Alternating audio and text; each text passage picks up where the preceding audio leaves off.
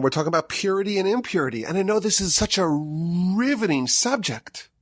It's so exciting. I know all of y'all that were so looking forward for Leviticus. When will we finally talk about sacrifices and get into all the nitty-gritty of the different types of sacrifices, the different types of purity and impurity? Well, this is your time to shine. This is the time to celebrate the arrival of Leviticus. This is the time to enjoy all the laws of purity and impurity. And I'm a bit facetious here because most of us, I would say, know nothing about this. And even in the Talmud has a shorthand, a Talmudic shorthand for the most intricate and complicated laws are the laws of Negoim and Olos, the purity and impurity that's featured in our Parsha. And our job here at the Torch Center, our job at the Parsha Podcast, especially year 8 of the Parsha Podcast, is to try to find a way to make it interesting, to make Leviticus understandable and entertaining, salient, and fun. So let's see what we can do. Our Parsha talks about purity and impurity, specifically the purity and impurity that results from having a baby. And that's the beginning of the Parsha. And then the bulk of the Parsha focuses on a different type of impurity, namely that of tzaraas. Now, what is tzaraas? It's some sort of discoloration that can be found on someone's body, on their person, on their garments, or on their homes. And this is a sign, this is an indication that they have sinned. And the Talmud lists a whole long list of sins that contribute towards this form of malady. And the primary sin for which tzaraas is afflicted to people is the sin of lashon hara. And our Parsha details the various stages of the diagnosis of someone who's a Metzora. If someone has a discoloration in their skin, all these different types of discolorations, the Talmud, in fact, tells us that there are dozens and dozens and dozens, 72 to be precise, different types of skin ailments and discolorations that would qualify as a tzaraas affliction. They come to the Kohen and they ask for a diagnosis, and the Kohen would either determine that they are in fact a Metzora, they have tzaraas, and they must go outside the camp, and there's an entire protocol of how they're supposed to behave.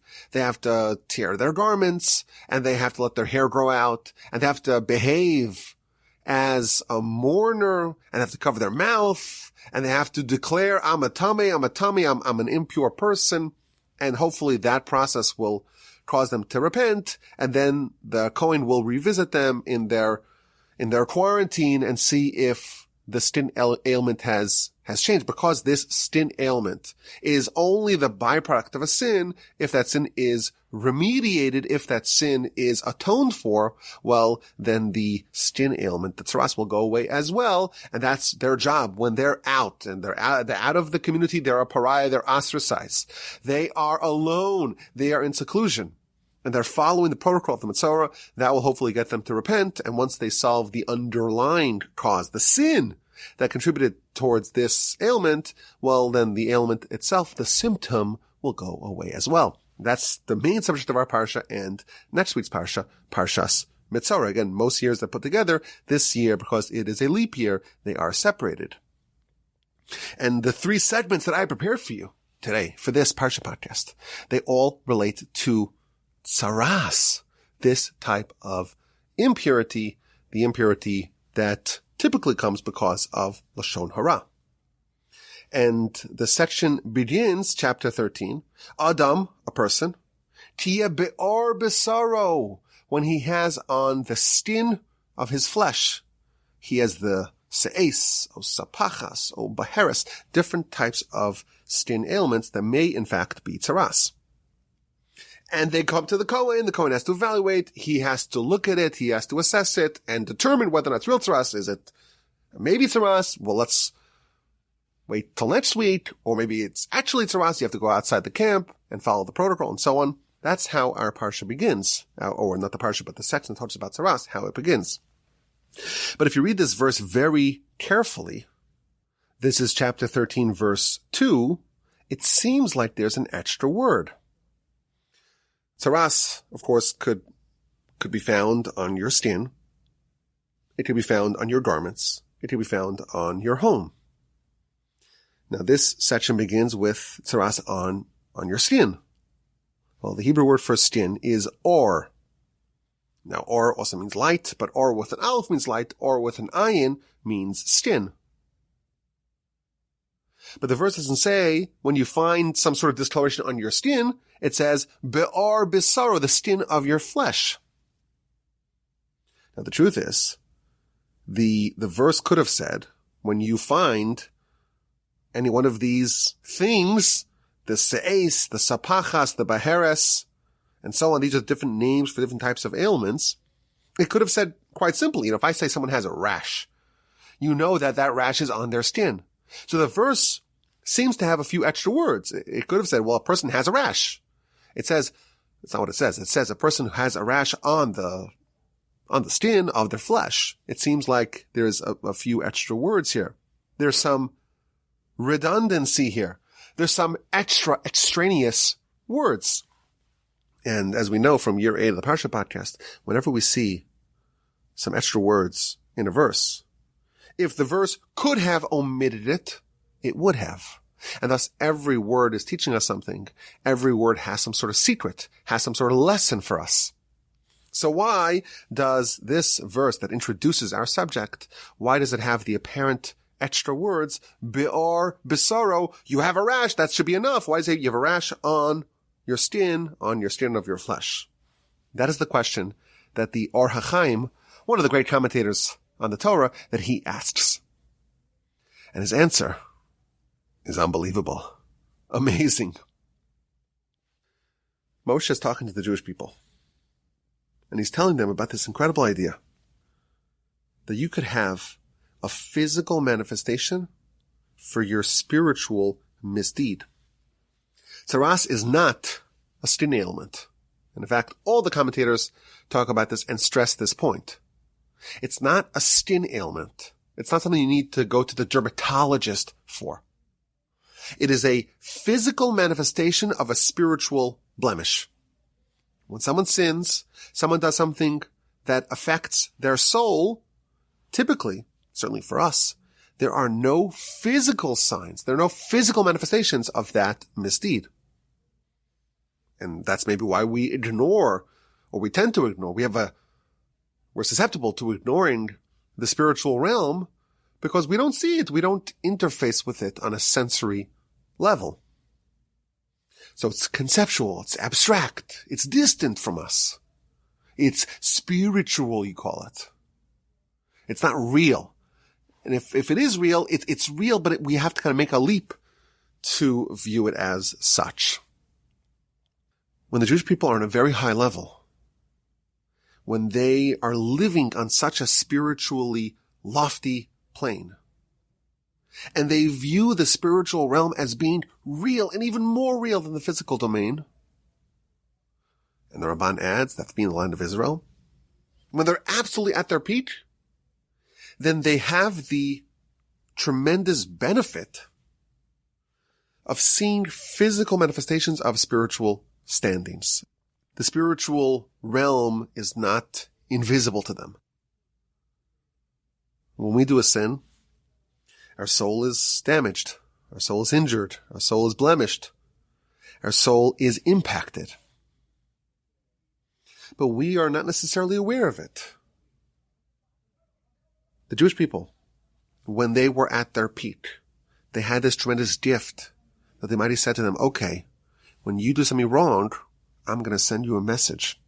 I'm going to let you know about it. And it'll be physical. It'll be evident to all. So that way you know that you did something wrong and you can rectify. You can improve. You can atone. You can expiate that sin and return to being flawless, to be perfect. That's the concept of tzaraas. And the verse tells us that when a person has tzaraas, it's on be'or bisaro. It's on the skin of their flesh. Says the Or HaChaim, when someone has tzaraas, they have impurity. And there's a blemish. And there's something flawed in them. But the flaw, it's not fundamental. It's only skin deep. The flaw is, it's not on their essence. It's not even on their flesh. It's only on the skin of their flesh. There is a possibility for a person to become corrupted, and to become corrupted on such a level, to such an extent, that it overtakes who they are. It becomes inseparable from them. The Jewish people are being told here by Moshe, when you sin, when you have a misdeed, when you make a mistake, the blemish is only skin deep. It is possible for a human to become so corrupted that the sin overtakes them, and it burrows deep within them, and it overtakes their soul, and it transforms them fundamentally. Moshe is telling the Jewish people, when you sin, it's going to be on your skin. And it's not even going to be on your flesh, it's going to be only on the skin of your flesh. Certainly, your soul remains untouched. Only what interfaces with the external world, only that can become corrupted. This is how the Or Chaim interprets this seemingly extra words in the verse. The verse is talking about tzaraas, and there's corruption, and it's manifested in you, but it's manifested in you only externally. I think this is a very powerful idea, which will comprise segment number 1 here of this week's Parsha Podcast. Our nation, we were endowed with something very special from our forebears, from our antecedents. Abraham, Isaac, and Jacob, these are the founding fathers of our people. And the soul that they had and the soul that they perfected, that is what they bequeathed to us, their descendants. And we may be far, and we may be distant, and we may be sinful. But there's something within us. There's a core, there's an element that remains untouched, no matter what we do externally.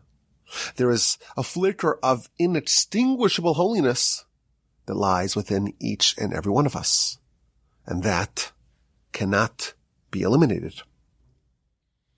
We may be distant. We may become corrupted. We may make terrible mistakes. We may have done things that were problematic and we wish we hadn't done and are flaws. But our mistakes are really only skin deep.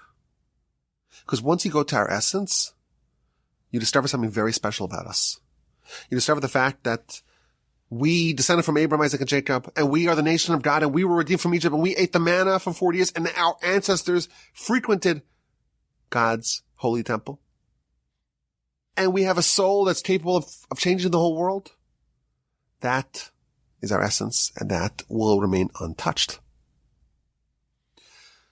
In the beginning of Song of Songs, there is a verse that tells us, well, the quote is, "Don't look at me, because I am dark, I am swarthy, because the sun has gazed upon me." So the author here, King Solomon, is telling us that I may appear to be darkened, but it's only surface deep. It's only because I got a suntan. And the Midrash elaborates, the Jewish people, we are not impervious to sin. We're not impervious to making mistakes. We can do terrible things. We can become dirtied, sullied with sin. But even when we do terrible things, we can very easily come back. Because those sins, those areas of ourselves that become covered over with sin, blackened with sin, it's akin to a suntan. And he gives an example, an analogy of a prince who made the unwise decision to go for a very long walk in the desert. And when he was in the desert, he got burned and he got suntanned and his face got all blackened and his whole body got blackened. And he enters the city finally after this long trek. And he looks terrible. But you give him some water, and you wipe him up, and you clean him up, and before long, he once again shines like a prince. So too, the Jewish people, yes, we may have done sins. Yes, we may have done idolatry. And we have become blackened. Our radiance, our resplendent beauty may have been harmed. We become sullied. But that, King Solomon tells us in the book of Song of Songs, chapter 1, verse 6, that is akin to a suntan. This is the same idea that the Or HaChaim is telling us. Our Parsha deals with the unfortunate circumstance when one of our people, who really should have been holy and elevated and transcendent above the rest of humanity, we made a mistake. And there are immediate consequences to it. There's a physical manifestation now of this misdeed. There's tzaraas.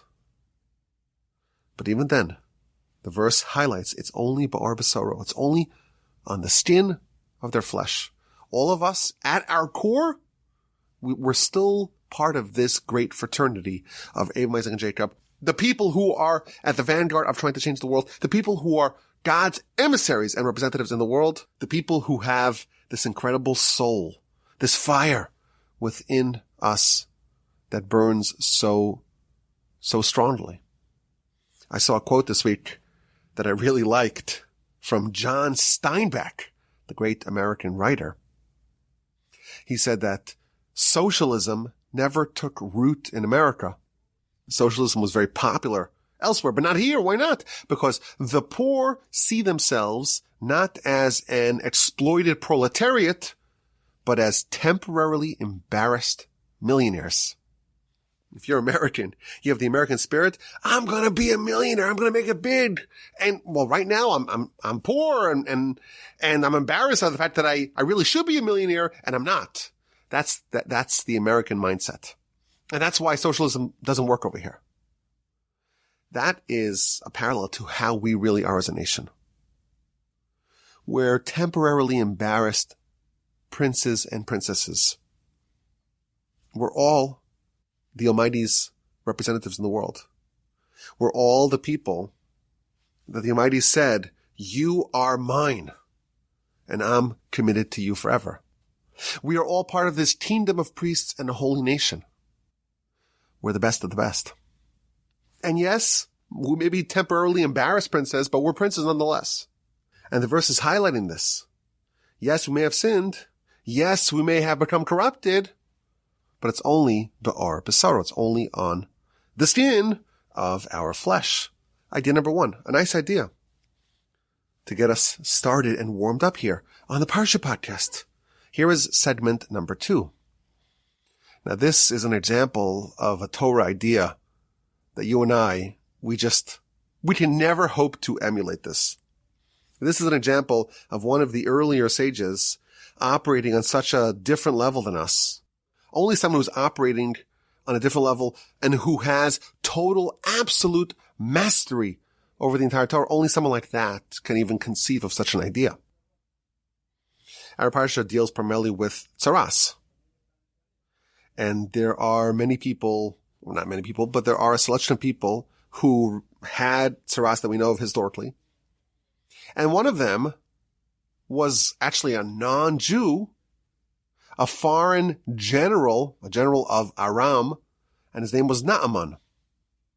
And we read his story in the book of Kings 2, and it's actually the haftorah for our Parsha Tazria.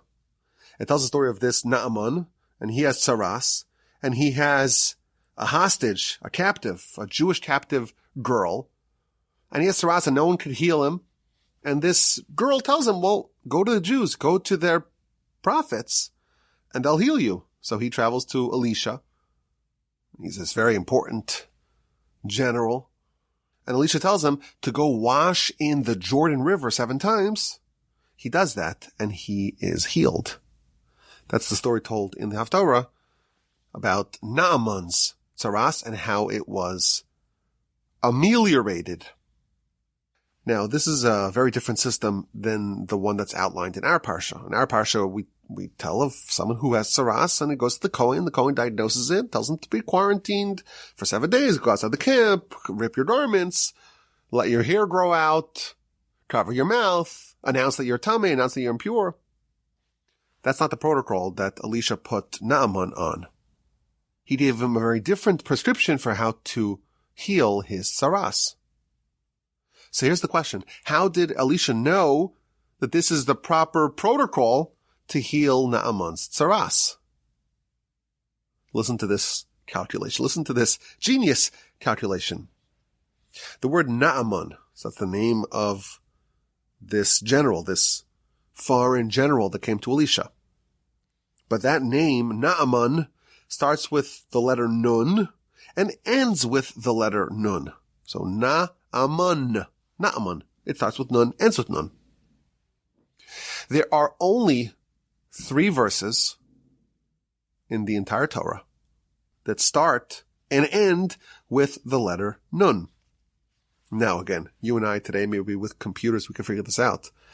The Megala Mukos, who's going to tell us this calculation, he lived 400 years ago, way before computers. So he just knew it all because he was an absolute expert on a level that we cannot even fathom. There are only 3 verses in the Torah of the 5,845 verses. There's 3 of them that begin and end with the letter Nun. The first one is in our Parsha. Negat tzaraas, an affliction of tzaraas, tisiya ba'adam v'huva el ha-kohen. The verse tells us that when a person, this is chapter 13, verse 9, when a person has an affliction of tzaraas, it should be brought to the Kohen. But the verse starts with a nega, letter Nun, and ends with ha-kohen, ends with letter Nun. The second time we have this phenomenon of a verse beginning and ending with the letter Nun, it's in chapter 32 of the book of Numbers. This is telling of the tribes of Reuven and Gad and half the tribe of Manasseh. They want to stay on the eastern side of the Jordan River. They don't want to cross over to the west side. Why? You remember the story. They have a lot of animals and they want to stay where they could graze. There's lots of land for pasture there.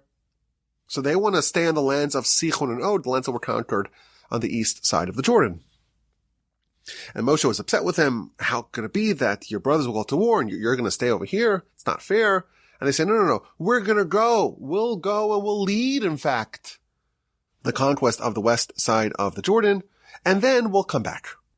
And verse 32 of chapter 32 starts off letter Nun. Nachnu na'avor chalutzim. We will cross over and engage in the war of the land of Canaan.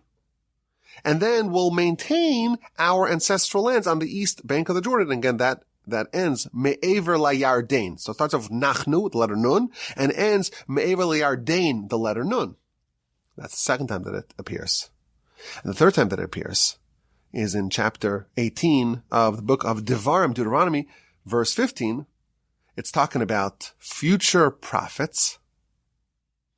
Moshe tells the nation, Navi mikir b'cha, a prophet from amongst you, me'achecha, from your brothers, kamoni, like me. God will appoint another prophet. Elav tishma'un, to him shall you hearken. This is the requirement, to listen, to hearken to prophets, to legitimate prophets. And again, that's the third verse, Deuteronomy 18:15, that starts and ends with the letter Nun. These 3 and these 3 alone of the 5,845 verses in the Torah start and end with the letter Nun. And again, Naaman, his name, this general that comes to Elisha, it starts and ends with the letter Nun. So, our question was, how did Elisha know that this is the proper protocol for treating Naaman to go, when he has tzaraas, to go into the water of the Jordan 7 times? So, the Megala says that Elisha, he meets this Naaman, and he sees that his name starts and ends with the letter Nun. And he also sees that he has tzaraas. So he realizes that there's a message for him in the Torah. The message is Naaman starts with letter Nun, ends with letter Nun. And he has tzaraas. Well, that's the first time that this appears. that nega tzaraas tia ba'adam, that when someone has an affliction of tzaraas, he comes to the Kohen. That's the first time that we have a verse that starts and ends with letter nun. And he comes to the prophet to get healed. Well, that's a reference to future prophets. Navi Metir b'char kamoni. When Moshe tells the Jewish people that there will be future prophets, it starts and ends with letter nun. And the third time that the Torah has a verse that starts and ends with letter nun talks about the crossing of the Jordan. And this is how Elisha pieced together this new protocol for Naaman, taking the 3 times that the Torah has a verse that starts and ends with letter nun, and applying it to this Naaman character whose name starts and ends with letter nun, and that's how he knew to tell him to dunk himself in the Jordan to be healed from his malady. That's an essay written by the Megalamukos. And again, for us, I don't know what the lesson is for us, but certainly we can appreciate the fact that we've had sages, again, going back 400 years, that had such mastery over the Torah on a level that's totally unfathomable to us, and are able to make these connections that we would, if we studied the Torah for 100 years, we wouldn't come up with this connection. But I thought it was a very interesting thing. I liked it. I enjoyed it. It's way deeper. It's deep and deeper and deepest of the sorts of scholarship that we've seen in the past on our Parsha. And I thought it was a fitting message to share. And this brings us to segment number 3. In chapter 13, verse 45, it tells us how a Metzora has to behave. V'hatzarua, someone who is a Metzora, someone who has tzaraas. Someone who has the affliction of tzaraas. Begadav yufrumim, his garments must be torn. He has to behave like a mourner. V'rosho yeparua, and his hair must be unshorn. And he has to cover his mouth, and he has to cry out, I am impure, I am impure. Now, the commentaries point out that this verse, again, apparently has some extra words. It starts off v'hatzara, which means someone who has tzaraas, someone who has the affliction. But then it continues, asher bo hanega, who has the affliction upon him. So why does the verse contain superfluous words? The person who is the Metzora, who has tzaraas, well, I know that they have tzaraas. You just told me, v'hatzara, the person who has tzaraas. Why does the verse need to continue and say, asher bo hanega, who has upon him this affliction? So the Kli Yakar says something unbelievable. Some deep insight. Why do people get tzaraas? Well, the primary reason, we know, it's because they speak lashon hara. They speak negatively upon others. You see a flaw in someone else. You see someone else does something wrong. You see someone who makes a mistake. You see someone that has a flaw, has a shortcoming. And you broadcast it. You share it. You publicize it. You notice it.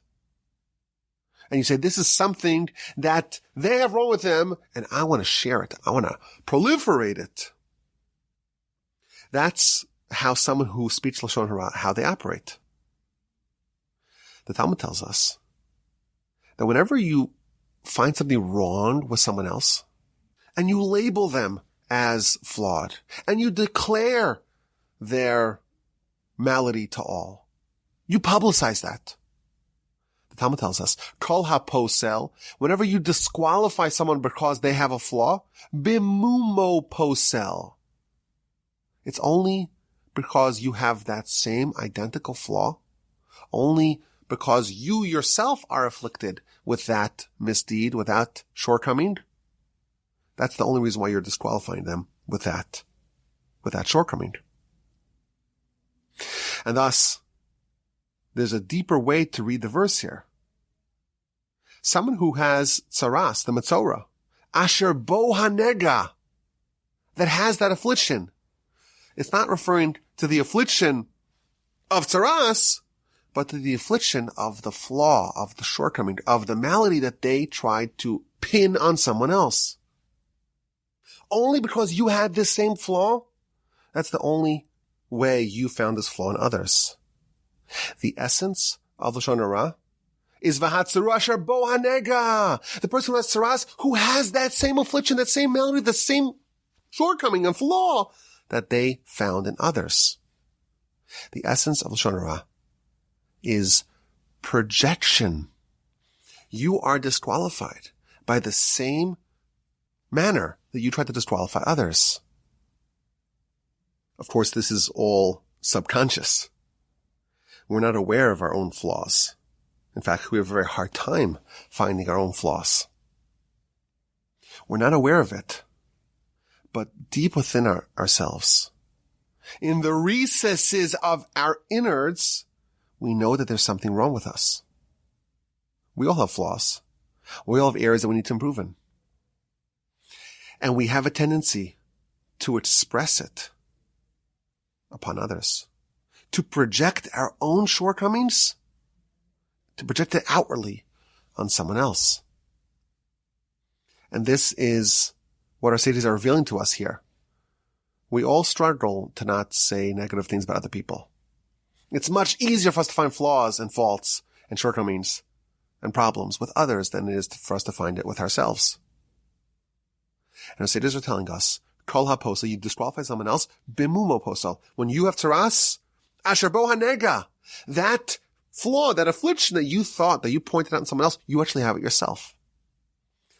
And I think it could be very helpful to know this.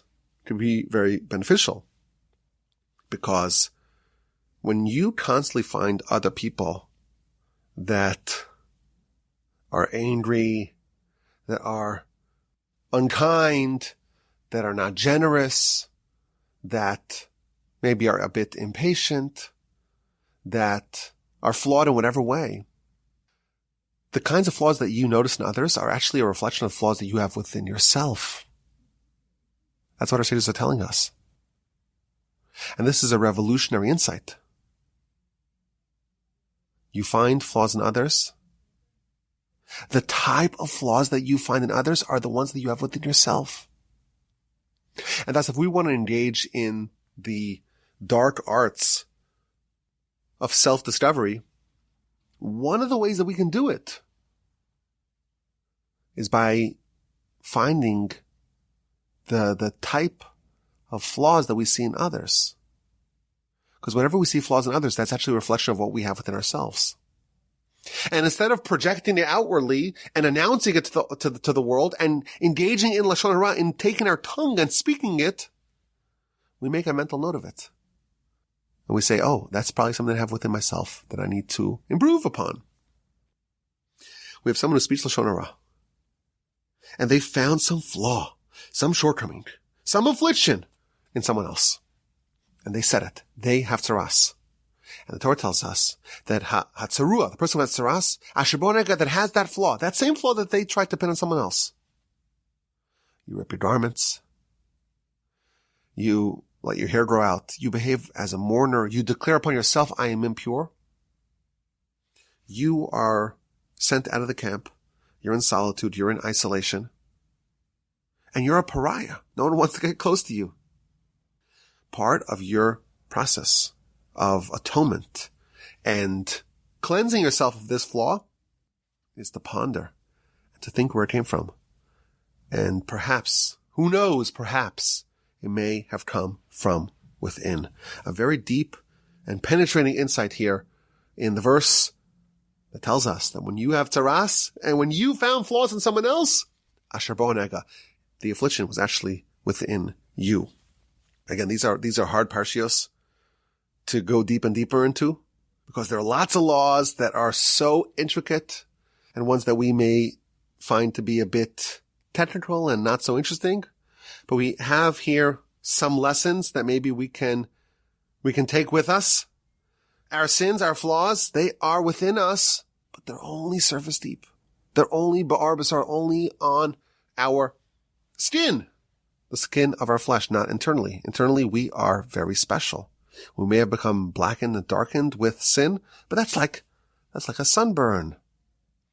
Truthfully, we are princes and princesses. We have this incredible calculation of the Megalamukos, of the verses that begin and end with letter Nun. And finally, we have idea number 3. Hatzarua asher bo hanega, the one who is the Metzora, who has the affliction, the flaws that we tend to see in others. They are the ones that we may harbor ourselves. I appreciate your attention. I hope you enjoyed this Parsha podcast. I hope you're having a wonderful day, a splendid week, and I hope you have a terrific, uplifting, transformative, quiescent Shabbos upcoming. And please God, with the help of the Almighty, we will talk again next week. My email address is rabbiwolbe@gmail.com. I look forward to your questions, your comments, and your feedback.